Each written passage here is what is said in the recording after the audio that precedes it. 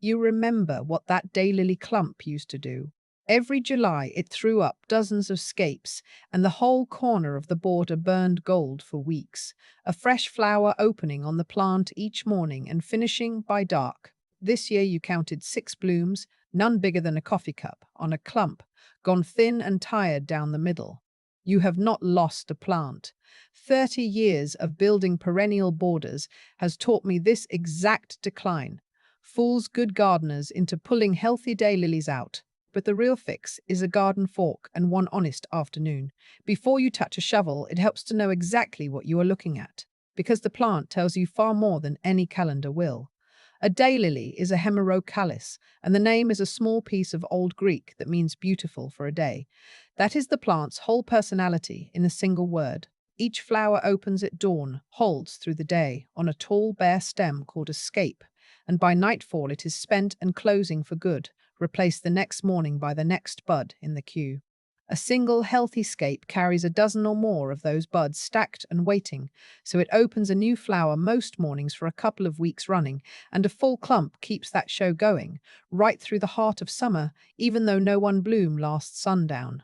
Those unopened buds are edible, incidentally, and have been prized in Chinese kitchens for centuries under the name golden needles, which tells you how long people have valued this plant.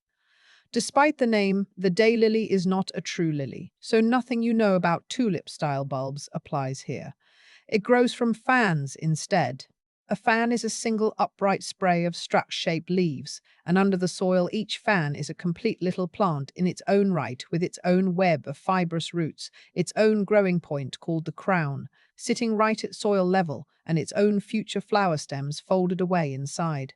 Every fan makes more fans off to the side, season after season, and once 3 or more of them knit together, you have what gardeners call a clump.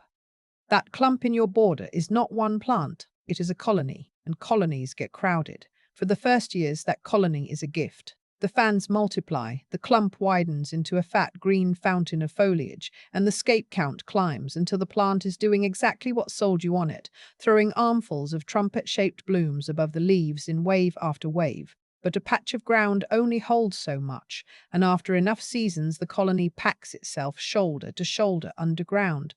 Dozens upon dozens of crowns and their root masses, all fighting for the same water and the same thin ration of nutrients in the same square foot of soil.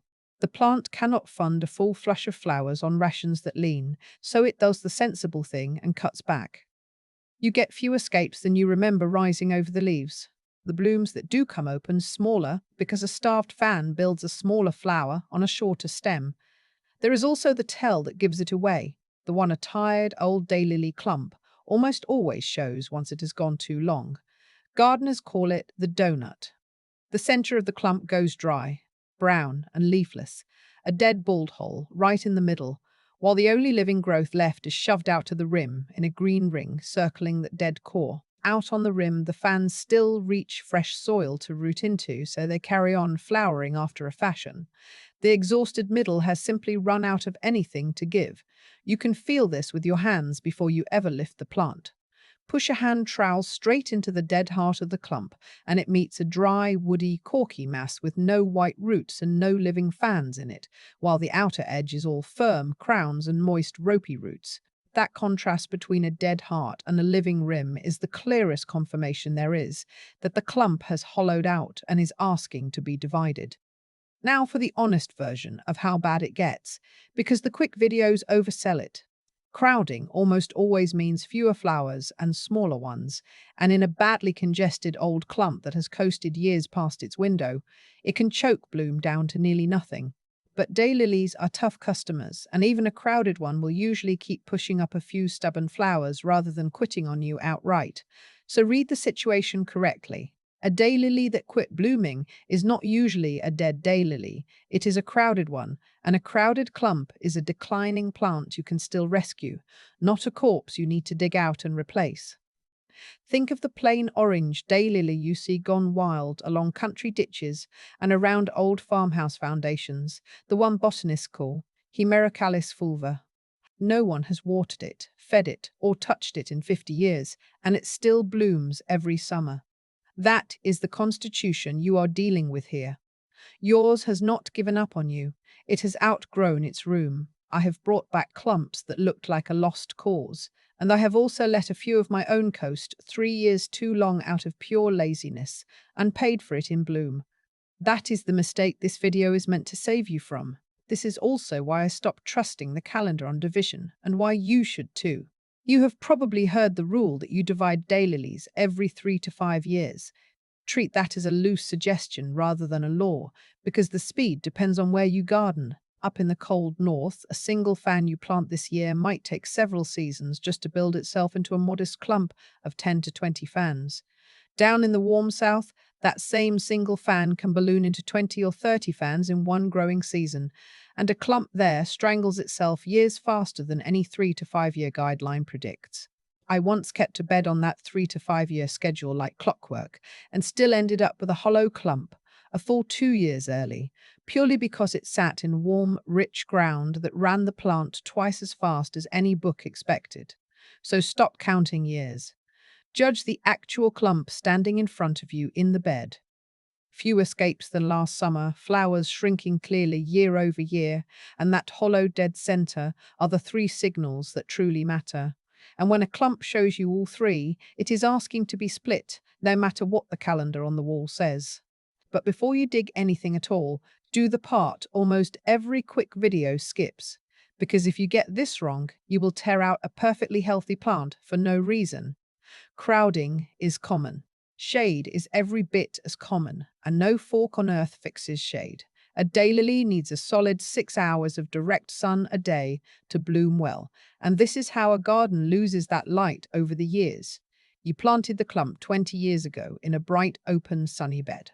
Since then, the maple out by the fence or the shrub border behind it has been growing the entire while, and the canopy that was thin and high back then has spread broad and low, dropping afternoon shadow straight across your daylilies. The bed that used to bake in full sun now sits in dappled shade half the day, and even a flawless, well-spaced, vigorous clump will stop flowering in those conditions. Sometimes shade is not even the culprit.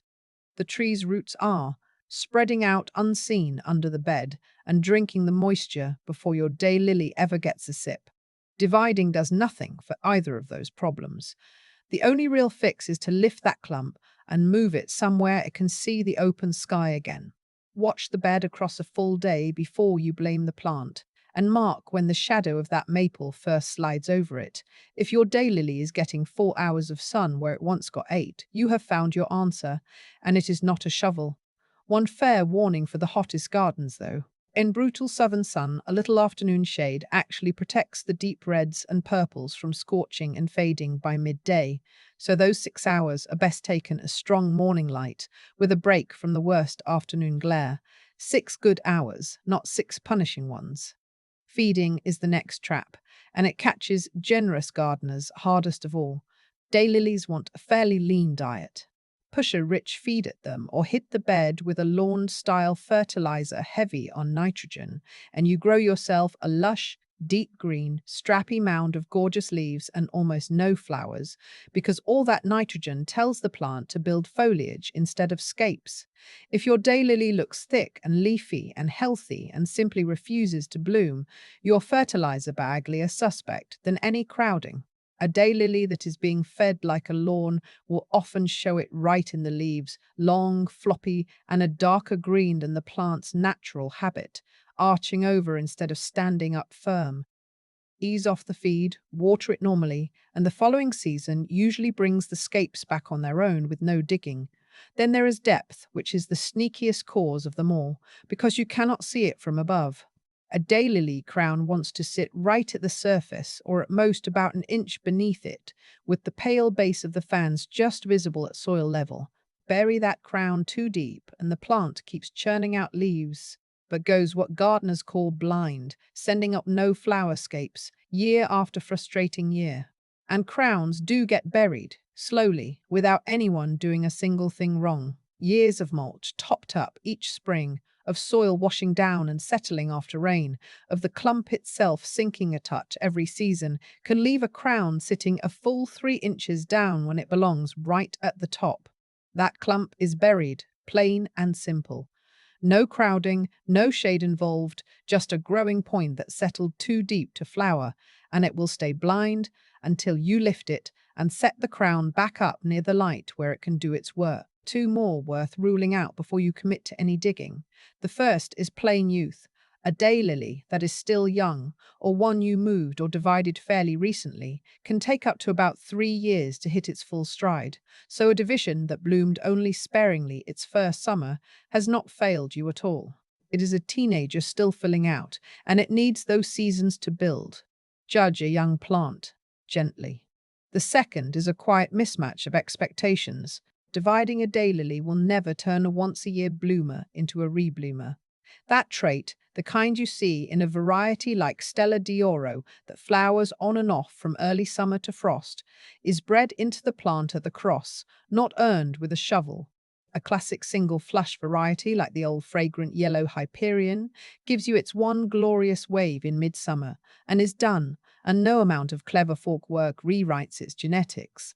So make sure the flower you are chasing was ever a flower that plant knew how to give. Keep that same patience in your pocket for the divisions you are about to make, because they will be young plants all over again, and young daylilies bloom on their own schedule rather than yours. Now walk the clump through that checklist before the fork ever comes out. Has it had 6 full hours of sun, been kept on a lean diet, and grown from a crown near the surface rather than sunk deep over the years? Is it mature enough to perform, and was it ever a variety that would rebloom in the first place? If every one of those checks out and the clump is still stingy in the flowers and hollow in the middle, then you are finally looking at a real crowding problem, and crowding is the one cause a shovel actually solves. So let me walk you through the timing and the technique for splitting that clump without butchering it. Because the how and the when matter every bit as much as the why. Timing comes first, and August sits close to ideal for most of the country. Daylilies take division best in one of two windows, either in early spring, just as the fresh new growth is pushing up out of the cold ground, or in late summer into early fall, once the main flush of bloom has finished and the plant is coasting. Most daylilies do their heavy blooming through June and July across much of the country, so by August the show is over for the standard varieties and there is still plenty of warm growing weather ahead. That makes late summer the natural moment to lift and split. The spring window works too, but there is a small catch to it. Dividing in spring disturbs the plant, just as it is gearing up to flower, so you often forfeit that year's bloom anyway. Split in late summer after the flush is spent and you give up nothing you were still going to get this year. There is one hard limit though, and it is the limit that ruins more late divisions than anything else. Do not split a daylily any closer than about 6 to 8 weeks before your first hard frost. A freshly divided plant has to grow new roots and anchor itself firmly before the ground freezes solid.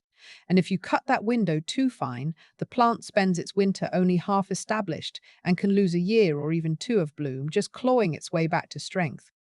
Count backward from your usual first hard freeze, give yourself that 6 to 8 week cushion, and you will know whether late August or early September is your true deadline. And if you garden somewhere brutally hot, keep the lifted divisions shaded and damp on the ground beside you. Replant them fast and skip the job during a savage heat wave. Cool and moist beats hot and rushed every time in this work. If you can, pick a cloudy, still day or the cool of early evening for the job, so the divisions are not gasping in full sun the moment they leave the ground. The gentler the weather on the day, the less the plant even registers that it was moved. If you want more stories like this, subscribe. Now for the dig itself. And the small details here are exactly what separate a clump that comes back roaring from one that sulks for 2 seasons. Reach for a spading fork or a sturdy garden fork, never a spade. A spade has a flat blade that slices clean through everything, and daylily roots are thick, fleshy, water-storing things you want to keep whole, rather than cut in half. The tines of a fork slide down between the roots and lift the mass instead of chopping it. Those fat roots are not merely anchors either. They are the plant's pantry, storing the water and reserves a division leans on while it feels its way into new ground, which is the entire reason you fight to keep them whole. Work your way in a full circle around the outside of the clump, sinking the fork about a foot deep each time and rocking the handle back loosening the plant from every side before you ever try to heave it up out of the hole. Once the clump is free of the ground, knock the bulk of the soil off it, or better yet, drag over the garden hose and wash it right down to clean roots. This feels fussy, I know, but you need to see the crowns and the individual fans to divide well, and you cannot see a thing through a solid ball of packed dirt. Before you pull it apart, cut the foliage down to about 6 inches with a sharp knife or a pair of shears. I know that goes against every instinct you have, and I know full well you have been told 100 times never to hack a daylily's leaves back. That advice is right for a plant sitting happily settled in the ground, but this is the single exception to it, because a divided plant loses a chunk of its roots in the process and cannot support a full head of tall leaves while it rebuilds them. Trimming the top-down slashes the water the plant loses through those leaves and lets it pour its energy into rerooting. This is a transplanting technique, not routine summer tidying, and it is the one and only time the shears are doing your daylily a favor. With the top trimmed and the crowns finally in plain view, start separating. A good deal of the time you can simply grip the clump in both hands and work it apart at the natural seams between the fans. And for a loose younger clump, that is the job done. For a dense old monster that has fused into a solid woody mass, get yourself 2 garden forks and drive them back to back down into the middle of the clump, then lever the 2 handles apart. The tines push the roots away from each other rather than cutting them, and the clump cracks along its own natural lines. For the stubborn cause, a serrated knife or an old bread knife sawed straight down through the crown gets it done, and do not agonize over slicing through a few roots along the way. A daylily shrugs off a bit of root damage without complaint. What it will not forgive is a crushed or rotted crown, so guard the crowns above all and let the roots take their chances. While the clump is washed clean and open in your hands, take a moment to look the crowns over. Any tissue that has gone soft, brown and foul-smelling is crown rot, and you want to cut it cleanly away back to firm, white, healthy flesh before that piece ever goes back into the ground. A rotted crown will not recover, and it can travel, so it is far better caught here than buried and forgotten. How big should each new piece be? Keep your divisions to about 2 or 3 strong fans apiece, 4 at the outside, and make sure every piece has a firm, undamaged crown and a good fistful of those thick, fleshy roots hanging off it. Those medium clumps establish the fastest and come back into flower the fastest, usually reading as respectable plants again the next year. You can split right down to lone single fans if you are chasing the maximum number of new plants, and they will survive fine, but a solitary fan takes a good while longer to build itself back into anything worth photographing. That firm crowned 3-fan division is the sweet spot every time. As for the dead middle, the old woody, leafless donut core you pried out of the center, throw it straight on the compost heap without a shred of guilt. It is spent, it will not regenerate, and you have already saved every part of the plant that will. 1 clump red, split, and saved. The Flower Gardener's Bible has all 38, and the 14 problems that keep them from flowering, $9 at bloomrelay.co. Now, back to the border. Replant each division at the same depth the parent clump grew, which means the crown resting at the surface or barely an inch under it, the roots fanned out flat across the planting hole rather than bunched into a fist, and only an inch or 2 of soil firmed back over them, so the base of the fan stays just visible at ground level. Get this depth right, and you dodge the 2 failures waiting at both extremes. Plant too deep and you invite crown rot in wet soil, along with that same maddening blindness that shuts the flowers off. Plant too shallow and the roots dry out fast and the division limps along. Crown up at the light, roots spread and covered, base just showing, and you have set that plant up to get straight back to its real job of blooming. Work briskly once the divisions are made and get them back in the ground the same afternoon if you possibly can, because bare fleshy roots dislike sitting out in the sun and wind. If something delays you, heel the divisions into a shady patch of damp soil or drape them with wet burlap until you are ready for them. And if you grow named varieties and you are splitting more than 1 at a time, scratch the names onto a plant label as you go, because a bare root daylily fan looks exactly like every other bare root daylily fan, and you will not thank yourself next July for guessing. give the new clumps genuine room to become clumps again, roughly 18 to 24 inches apart, so you are not busy recreating the exact overcrowding you just spent a hot afternoon curing. Then water each one in thoroughly, soaking the soil down around those trimmed roots to settle it and drive out the air pockets left from planting. The part that decides everything comes next, and it is the follow-up watering. A freshly divided daylily with a cutback root system dropped into warm August soil lives or dies on whether you keep it consistently moist for the next few weeks. Its roots are too reduced to go hunting for water on their own just yet, so that job falls squarely to you until you spot fresh new growth pushing up from the center of each fan. Slide a finger into the soil every few days and keep those top few inches damp.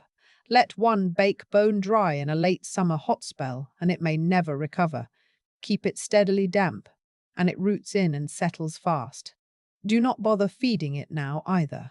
A freshly divided plant does not want fertilizer shoved at its tender new roots. One light feeding next spring, once it is growing strongly again, is all it will ever ask of you. A thin mulch around the new divisions helps hold that moisture through the heat, but keep it pulled back off the crowns themselves, a clear inch of space around each fan, so you are not reburying the growing points you just set at the right height. There is an honest trade buried in all of this, and you deserve to hear it plainly before you start. Splitting this August will likely cost you some bloom next summer. The divisions spend that first full season settling in and rebuilding the roots you trimmed, so a thin showing next year is not a sign you did anything wrong. It is the plant paying its way back to full strength. What you are really buying with this one afternoon is the summer after that, and every summer beyond it, when those settled divisions come roaring back thick and generous, the way your original clump did in its best years. Picture that same corner, 2 Julys from now. 3 fat clumps standing where one tired, one used to sulk, every scape crowded with buds and a fresh flush of gold or wine, red opening across all of them each morning. And the return is not measured in flowers alone. One tired hollow clump walks out of this afternoon as several vigorous young plants. You can line them down the border to stretch that ribbon of color further than it ever reached before, tuck a couple into a bare corner that needed something, or hand a division over the fence to the neighbor who admired yours all through July. Daylilies have always been the great pass-along plant, and that is the quiet reward of it. All of it comes from one played-out clump, a fork, and a hose on a single afternoon in late summer. So when a daylily that used to carry the entire border suddenly goes quiet on you, do not write it off and do not rush out to replace it. 9 times out of 10, that plant is nowhere near finished. It is crowded, or it is sitting in shade that crept up on it over 20 slow years. Or it is buried an inch or two deeper than it should be, and the real skill is reading which one it is before you lift a finger. If the sun is good, the feed is lean, the crown is riding high, and the plant is still hollow and stingy right through the middle, then it is crowding you are looking at, and August is your window to lift it, split it, and reset that plant for another full decade of bloom. Before you dig this year, walk the beds and count the sun hours on each tired clump, because that one honest look tells you whether you are reaching for a fork or for a wheelbarrow to move the plant instead. If reading the plant instead of the calendar just saved you a season and a good daylily, subscribe, and I will see you back out in the border.